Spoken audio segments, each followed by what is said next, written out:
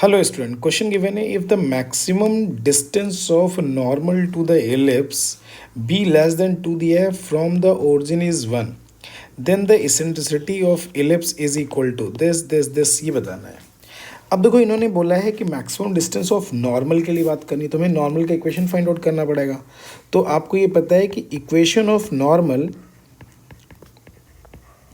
ठीक for ellipse क्या दिया हुआ है x square upon a square plus y square upon b square is equal to 1।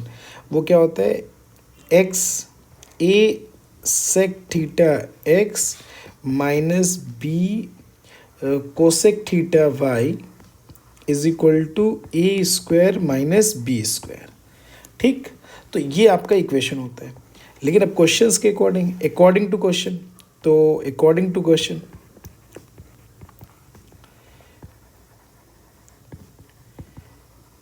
अब बताओ ए की वैल्यू क्वेश्चन दी है फॉर दिस इलिप्स।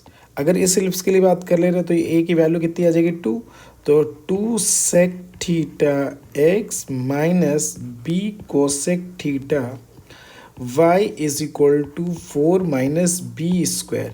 ये आपका क्या आ जाएगा इक्वेशन ऑफ इलिप्स आ जाएगा। ये क्या आ जाएगा equation of normal of ellipse आ जाएगा। अब इसकी डिस्टेंस फ्रॉम द ओरिजिन बोलेगी तो इट्स डिस्टेंस फ्रॉम ओरिजिन, तो आपकी जो डिस्टेंस है डिस्टेंस फ्रॉम ओरिजिन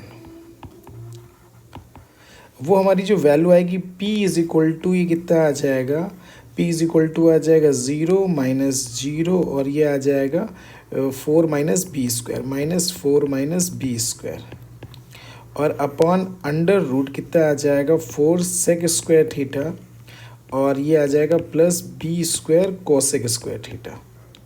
ये आ गया। अब देखो क्वेश्चन में क्या बोला गया p मैक्सिमा। अच्छा देखो ये तो फिक्स हो गया, ये जो न्यूमरेटर पार्ट है वो तो फिक्स हो गया, यानी इसका मतलब मॉड अगर लगाओगे तो इसकी जो वैल्यू आ जाएगी वो तो 4 माइनस बी स्क्वायर, चूँकि बी स्क्वायर लेस देन 2 दिया है तो बी स्क्वायर लेस देन 4 आ जाएगा और ये under root 4 sec square theta plus b square कितना आ जाएगा कोसेक स्क्वायर थीटा।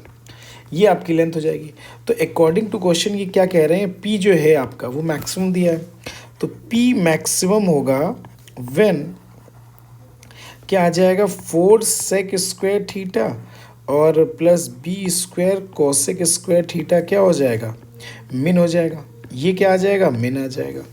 ठीक, अब देखो इसकी मिनिमम वैल्यू के लिए बात करते हैं तो ये सेक स्क्वायर थीटा दिस दिया है, तो सेक स्क्वायर थीटा को जब मिनिमम वैल्यू ऐसे आए तो हम किस में चेंज कर लेते हैं टेन स्क्वायर थीटा में। तो सेक स्क्वायर थीटा को लिख सकते हैं 1 प्लस टेन स्क्वायर थीटा और ये इसको लिख सकते हैं 1 प्लस कॉट स्क्वायर थीटा। ठीक, ये कॉट स्क्वायर थीटा आ जाएगा। ठीक ठीक है, ये थीटा आ जाएगा, ये आ गया।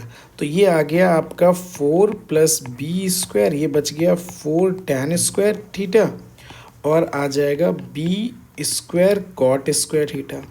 अब इसके मिनिमम के लिए बात कर लेते हैं। अब देखो दोनों पॉजिटिव दिए हैं और दोनों रेसिप्रोकल दिए हैं, तो हमने मिनिमम वैल्यू के लिए क्या यूज़ कर लिया A M will be greater than क्या यूज़ कर लिया जी एम यूज़ कर लिया। तो A M will be greater than G M के लिए क्या आ जाएगा 4 tan square theta plus b square cot square theta by 2 is greater than root over कितना आ जाएगा 4 tan square theta into b square cot square theta. ठीक है, अब देखो यहाँ से जो हमारी जो वैल्यू आ गई 4 tan square theta plus b square cot square theta by 2 की जो वैल्यू आ गई वो ग्रेटर देन कितनी आ जाएगी 2b आ जाएगी।